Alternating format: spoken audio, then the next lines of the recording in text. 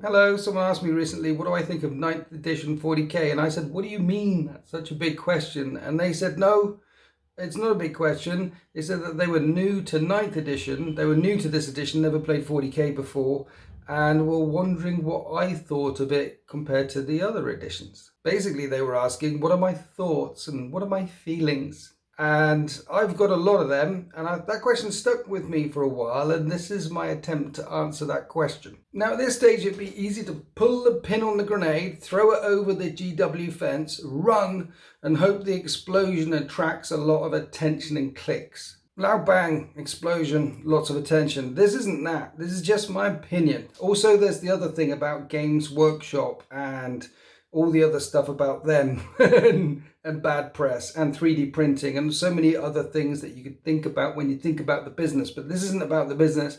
This is about Warhammer 40k.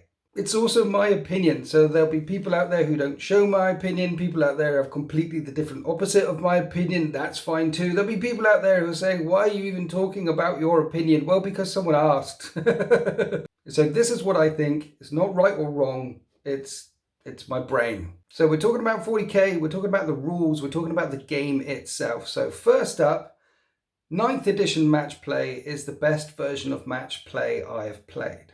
It's tight, it's tactical, it really gets the brain working. I think it's great for tournaments and for the competitor scene. Loving match play at the moment. Slight criticism would be that it can get very samey, that essentially the missions are basically the same. You score the primaries the same, there's some deviation on the secondaries. But given the variety of factions and given the variety of play styles, there's different ways to unlock that puzzle. And it is a puzzle. And when you play it and you unlock that puzzle, it feels like you've unlocked a puzzle and you feel smart.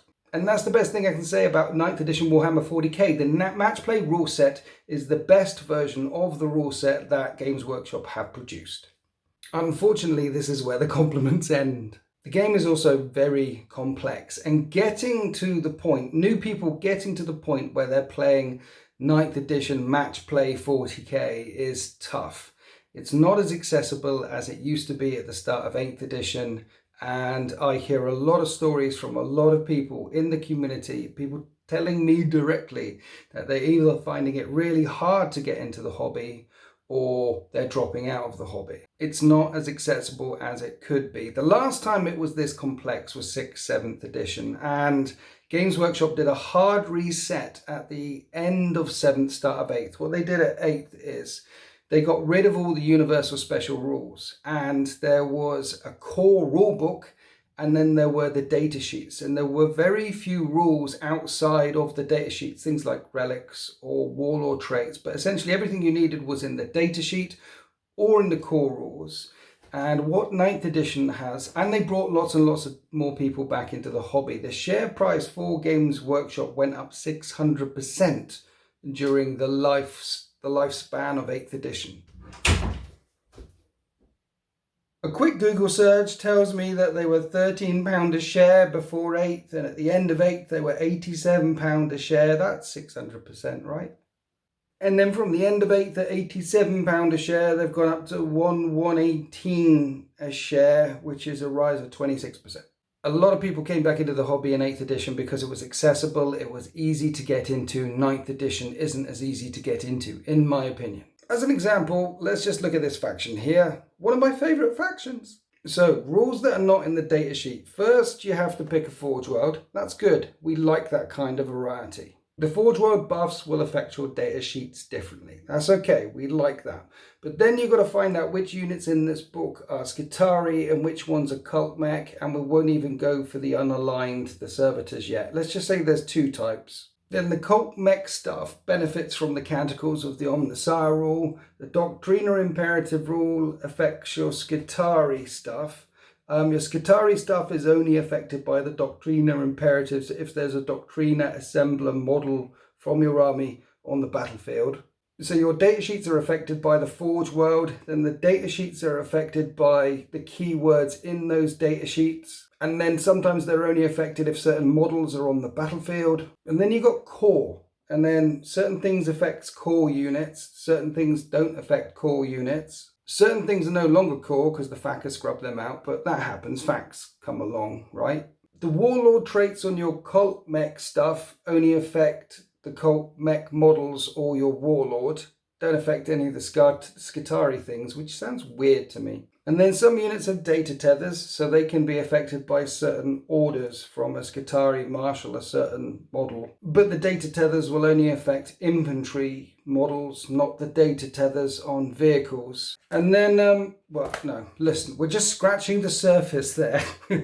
Those are some of the rules that affect some of the units in the book, which are not in the data sheets. And in 8th edition, they scrapped all of that sort of stuff. And 8th edition was the accessible edition. 8th edition was the edition where their shares went from 18% to 87%. Their share price went up by 600%. And lots and lots of people came back to the hobby or started the hobby for the first time. So this edition, we have a beautiful match play system, which is tight and as balanced. That's a whole other story. We have a match play system, which is as tight as it can be. And it's really rewarding to play, and that appears to be at the expense of accessibility. They've introduced lots of rules and interactions which are not in the core data sheets. Then they introduced lots of rules that are not even in the rules. Fair enough, that did start with Psychic Awakening back in 8th edition, and I thought that was a bad idea then as well. Again, just my opinion. So what I think of 9th edition is this. I think 8th edition was the accessible edition. I think 9th edition is the match play tournament edition. And I say, can't we have both? So not that you asked this question, what would I do? But what would I do? If I was designing 10th edition, I would try and make the edition as accessible as it can be. You can stick with open play, match play, narrative play. Open play would be a sandpit where you can bring along what you want and do what you want. And the page in the main rulebook should be no bigger than just 2 pages. So someone brand new to the hobby, a child, could come along and read that book and say, oh, this is what I've got these toys. I've got these rules, let's go. Then in the match play section, I'd have 2 versions of match play. In 8th edition and 7th edition, we had 2 versions. We had Eternal War and Maelstrom of War. In matched play, I would have 2 versions. I would have Eternal War, but not like the Eternal War we have now. It would be like the old school Eternal War, where there's no secondaries, where you score at the end of the game, where there's 6 types of matches that you score this way. So one version of the game where you don't have to worry about secondaries at all, where you can just play match play straight away. And then I'd have a second version of match play, and I would call it tournament match play or tournament play. I mean, look, they have it already. They even call this the Grand Tournament Pack. Say you're brand new getting into the hobby. Here's your codex. Here's your rule book, and also you need a tournament plaque. Wait 1 minute, I don't want to get involved in tournaments. I just want to play some match play. No. This is the patch notes for the game. The other thing I put in the core rules is restrictions for match play. So you've got the core rules. The core rules are the core rules. You can play open play, you can play narrative play, but when you play match play, there'll be certain restrictions. There are already restrictions in the core rules here. Here's one. Reserves can only come in turn 2 and 3. So when you turn to the match play bit before you do the Eternal War or the tournament stuff, there'll be like a page and there'll be like 6 things written on it, stuff you can't do in match play. 1, reserves can only come in turns 2 or 3. 2, modifiers can only go up by plus or minus 1. 3, you can only cast the same spell once unless it's smite. 4, you can whatever you want to do, but there only needs to be 4 or 5 of these restrictions baked into match play. And then when you play open play or narrative play, you don't worry about those restrictions to the core rules. I guess what I'm trying to say is you don't need to make the rules as balanced and as tweaked and as restricted if you're not playing match play. So in narrative play, for example, I would have 2 versions of narrative play.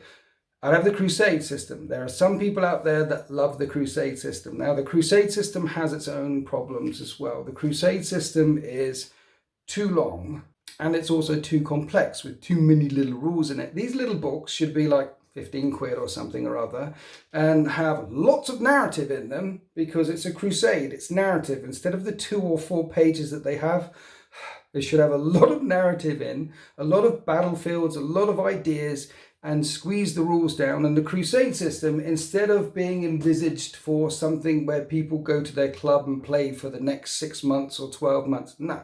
The Crusade system, these mini books, people want to play that Crusade. They want to play Amid the Ashes and get it done in 2 or 3 months, and then move on to the next one, and then move on to the next one, like chapters in a video game. If it was me, I'd drop the complexity, make them shorter.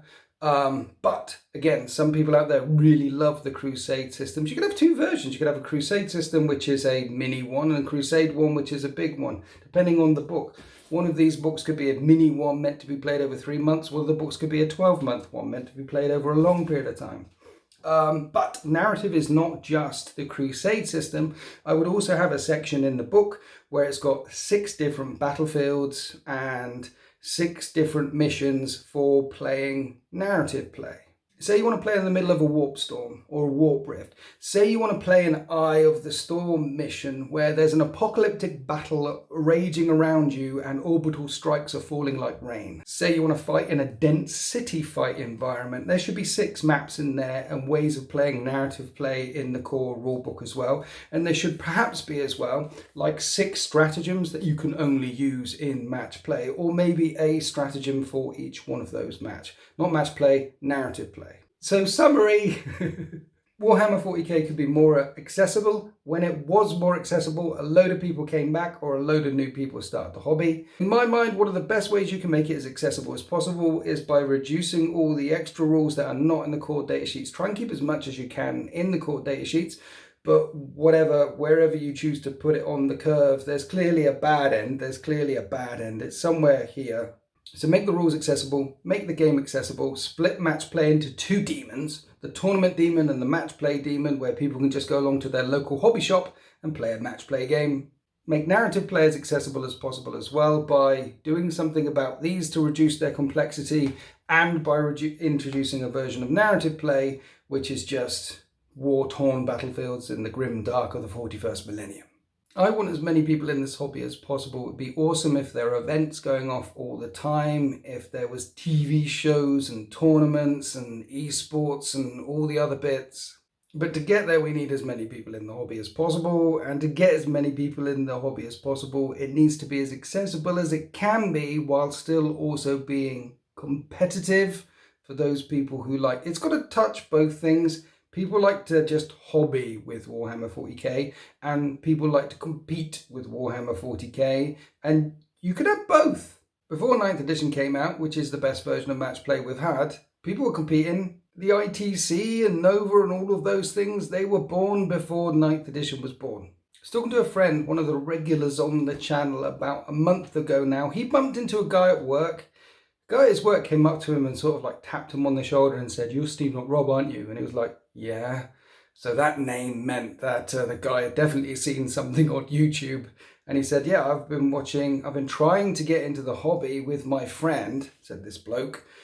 "And I've been watching you on YouTube and watching a bunch of stuff on other YouTube, and me and my mates, we got some armies, and then we went down to the local store and it went horribly, and then we went there and it went horribly, and we're just about given up. But I wanted to say that thank you for all you did on YouTube. It was awesome shows, and I wanted to say hi."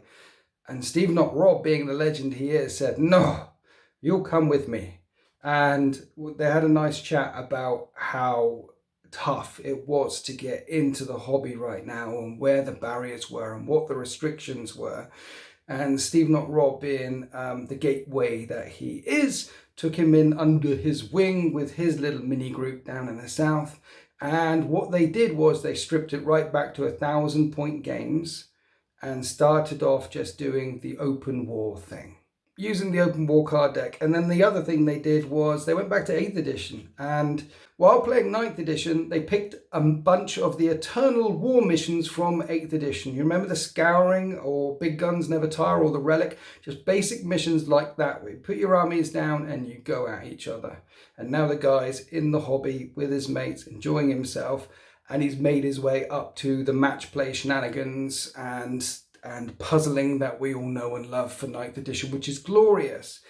but it's the accessibility, the way that him getting there, the journey of getting there was we're talking about someone who dropped out of the hobby and was saved by a legend out there who got him back into it and introduced him gently. So anyway, that's what I think about 9th edition 40k. Happy wargaming.